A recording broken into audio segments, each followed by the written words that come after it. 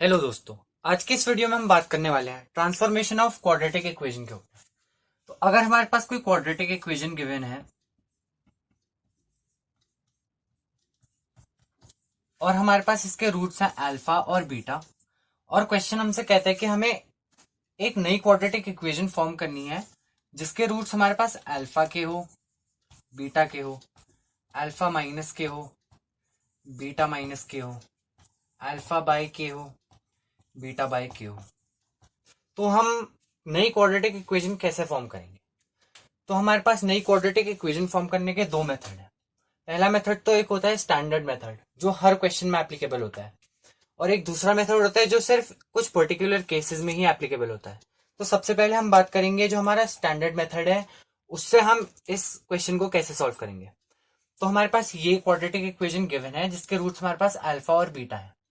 तो अब अगर हम बात करें अल्फा और बीटा की वैल्यूज की, तो alpha plus beta minus b by a के इक्वल होता है, और अल्फा और बीटा का प्रोडक्ट सी बाई ए के इक्वल होता है।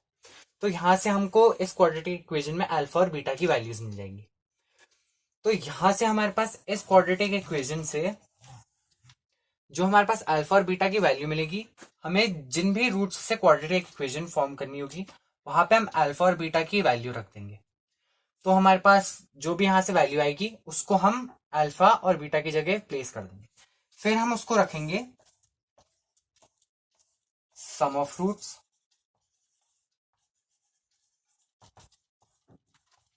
प्लस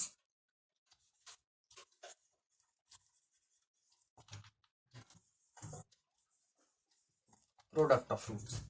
मतलब अल्फा और बीटा की हमारी जो भी वैल्यूज यहां से आएंगी वो अल्फा और बीटा की वैल्यू हम गिवन रूट्स में रखेंगे, और ये जो हमारे पास दो रूट्स होंगे उनकी वैल्यू हम यहाँ पे रखेंगे।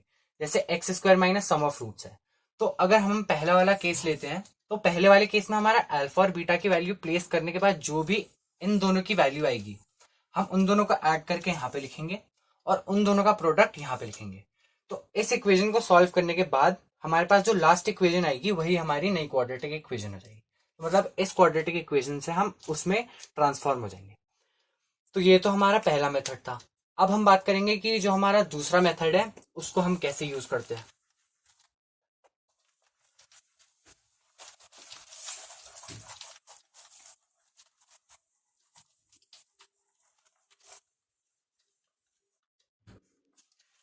तो अगर हमारे पास यही क्वेश्चन है, हमारे पास क्वाड्रेटिक इक्वेशन गिवन है a x square plus b x plus c, और हमें एक नई क्वाड्रेटिक इक्वेशन फॉर्म करनी है जिसके रूट्स अल्फा के हो, बीटा के हो, अल्फा माइनस के हो, बीटा माइनस के हो, अल्फा बाय के हो या बीटा बाय के हो। तो हम सबसे पहले देखेंगे जो भी हमारे पास रूट्स दिए हुए हैं जिससे हमें नई क्वाड्रेटिक इक्वेशन फॉर्म करनी है, उसमें हम चेक करेंगे कि अगर इनमें सिमेट्री होगी तो ही हम ये मेथड लगाएंगे। अब हम देखेंगे कि सिमेट्री कैसे चेक करते हैं। अगर मैं इसमें अल्फा की वैल्यू रखूं और इसमें बीटा की, तो क्या मेरे रूट्स में कोई फर्क पड़ेगा? मतलब अगर मैं इन दोनों की जगह रिप्लेस कर दूं, यहाँ पे बीटा लिखूं यहाँ पे अल्फा लिखूं, तो मेरी इस क्वाड्रेटिक इक्वेशन के रूट्स में कोई फर्क नहीं पड़ेगा। वही यहाँ पे भी है, अगर मैं यहाँ पे बीटा लिखूं और यहाँ पे अल्फा लिखूं तो मेरे रूट्स वही रहेंगे, वही यहाँ पे भी है। तो ऐसे रूट्स जिनमें हमारी सिमेट्री होगी वहीं पे हम इस मेथड को लगाएंगे। तो अब हम इस मेथड में क्या करेंगे, पहले तो हम यही क्वाड्रेटिक इक्वेशन एज लिख लेंगे। फिर यहाँ पे जहां जहां एक्स प्रेजेंट है वहां पे हम अल्फा सब्सटीट्यूट कर देंगे। जैसे a alpha square plus b alpha plus c equals to 0। पहला स्टेप तो हमारा ये होगा। अब अगर हमारा दूसरे स्टेप की बात करें तो हम पहले ही केस के बारे में बात कर रहे हैं, हम अल्फा के लेंगे और इसको हम इक्वल टू रख देंगे एक्स के, और अल्फा को हम लिखेंगे एक्स के टर्म्स में, यानी कि एक्स बाय के। अब यहां से जो मेरे पास अल्फा की वैल्यू आएगी वो अल्फा की वैल्यू मैं यहां जब सब्सटीट्यूट करूंगा, फिर जब इस इक्वेशन को मैं सॉल्व करूंगा तो जो मेरे पास फाइनल रिजल्ट आएगा वो उससे सेम सिमिलर होगा जो हमारे पिछले मेथड से आ रहा था। मतलब वही हमारा फाइनल आंसर होगा। तो एक बार अगर मैं फिर से इस मेथड को समराइज करूं, अगर मेरे पास कोई क्वाड्रेटिक इक्वेशन गिवन है और उसके रूट्स मेरे को पता है अल्फा और बीटा है, और मेरे को एक नई क्वाड्रेटिक इक्वेशन फॉर्म करनी है जिसके रूट्स मेरे पास अल्फा के हो, बीटा के हो, अल्फा माइनस के हो, बीटा माइनस के हो, अल्फा बाय के हो या बीटा बाय के हो, मतलब मेरे पास जो भी रूट्स गिवन है उनमें सिमेट्री है। तो हम क्या करेंगे, तो हम सबसे पहले इक्वेशन को एज इट इज लिखेंगे, फिर उसमें एक्स की जगह अल्फा सब्सटीट्यूट कर देंगे, फिर हम क्या करेंगे, जो भी हमारे पास रूट गिवन है हम उस रूट को लिखेंगे, उसको इक्वल्स टू एक्स रखेंगे, फिर अल्फा की वैल्यू हम एक्स के टर्म्स में लिखेंगे, फिर यहां से हमारे पास अल्फा की जो भी वैल्यू आएगी उसको हम इस इक्वेशन में सब्सटीट्यूट करेंगे। फिर जब हम इसको सॉल्व करेंगे तो हमारे पास जो आंसर आएगा वही हमारी ट्रांसफॉर्म्ड क्वाड्रेटिक इक्वेशन होगी। अब इसको हम एक एग्जाम्पल से देखते हैं।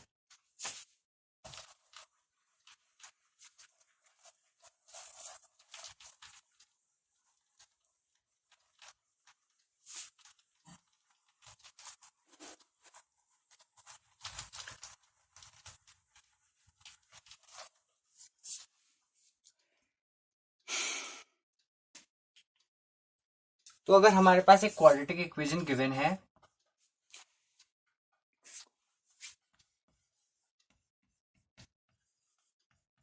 अगर हमारे पास ये क्वाड्रेटिक इक्वेशन है और हमें पता है इसके रूट्स अल्फा और बीटा है। अब क्वेश्चन में हमें दिया है कि हमें एक नई क्वाड्रेटिक इक्वेशन फॉर्म करनी है जिसके रूट्स हमारे पास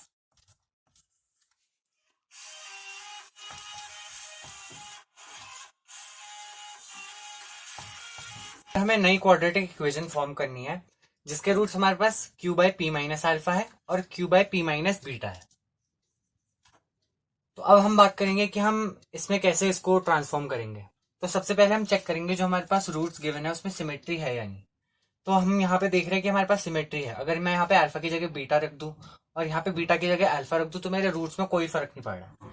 तो हमारा सबसे पहला स्टेप क्या होगा, हम इस क्वाड्रेटिक इक्वेशन में जहां जहां एक्स है वहां अल्फा रख देंगे।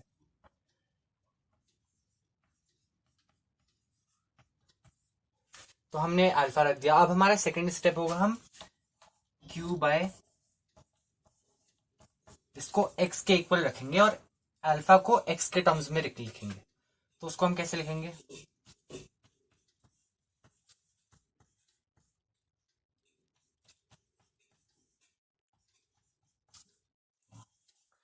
तो अब हम अल्फा को इस साइड ले जा लेते हैं। तो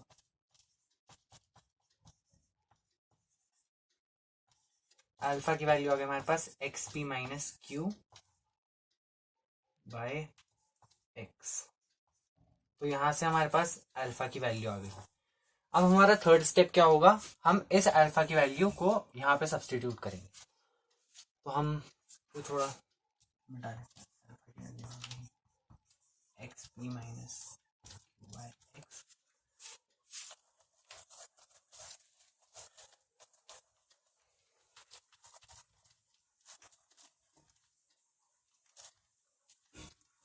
तो जो हमारे पास यहाँ से अल्फा की वैल्यू आई वो हम इस इक्वेशन में सब्सटीट्यूट कर देंगे।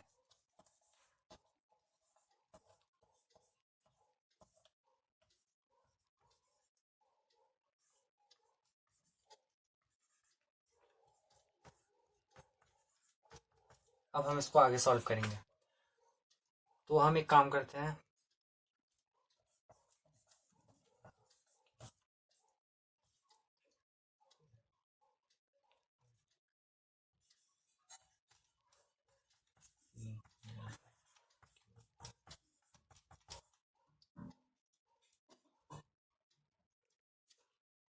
तो हम इसको आगे सॉल्व करेंगे।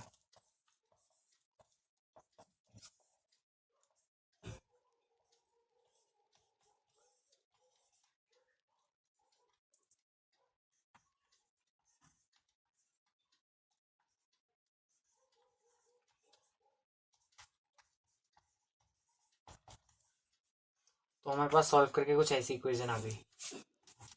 यहाँ पे हमारा ये कट गया,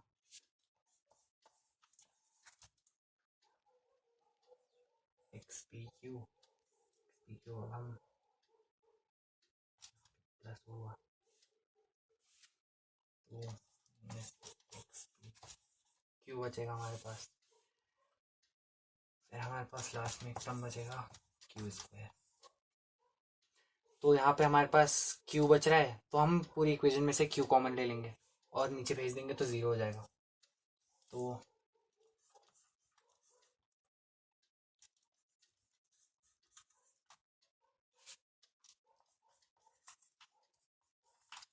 जो हमारे पास फाइनल क्वाड्रेटिक इक्वेशन बची वो ये बची।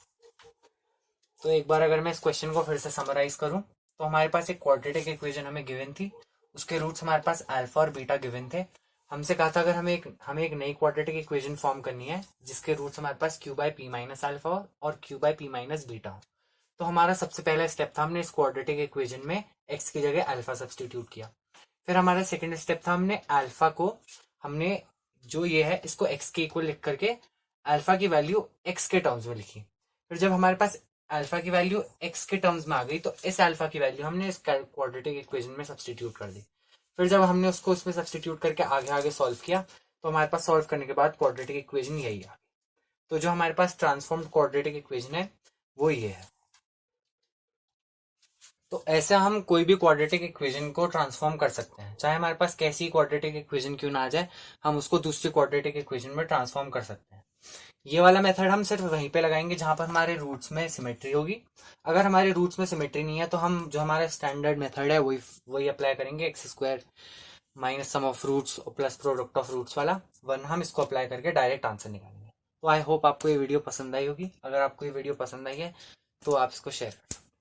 Thank you.